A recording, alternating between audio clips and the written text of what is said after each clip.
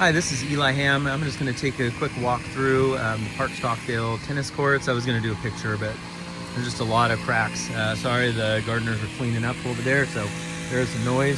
I'm just going to walk through and just show you all the cracks in the tennis courts. It'll be kind of a long video by the time we get done with all this, but we kind of have everything at least documented a little bit. And these cracks are kind of deep. We were advised that they need to be blown out, and then from there we can fill them with the right material. So this crack kind of goes along in a big circle here, so kind of for perspective, there's the first tennis court. It's this big crack here, comes off. These probably are going to join here pretty quick. One of our, the guy that was observing our tennis courts for our reserve study noted that they are pretty flat. All the cracks are pretty flat, so he doesn't see a whole lot of lifting going on, and so he was encouraged by that. This is a pretty large crack that's been filled here once before. It's cracking again. This is still the first tennis court going into the second tennis court. So another set of cracks right here. This is that first court still. Crack that runs all the way down, connects with the end of the thing. Here's the south side of the first tennis court.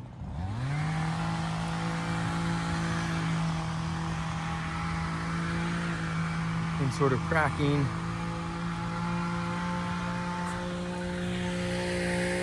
And then this one kind of runs all the way down this line here. And then these cracks sort of kind of come back this way, so this is going towards the east.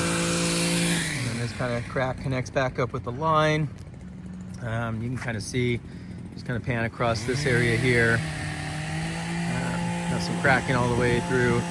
There's a crack that if you see out sort of in the distance, right over there, kind of connects over with the fence line.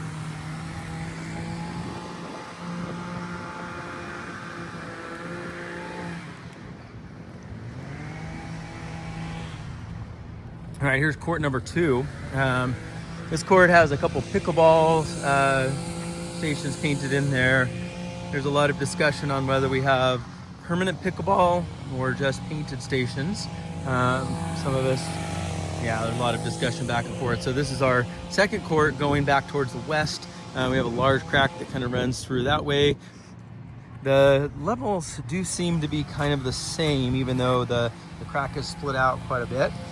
This is probably our worst crack that goes along here. Probably biggest tripping hazard too. So we have some conduit that's buried that covers our lights.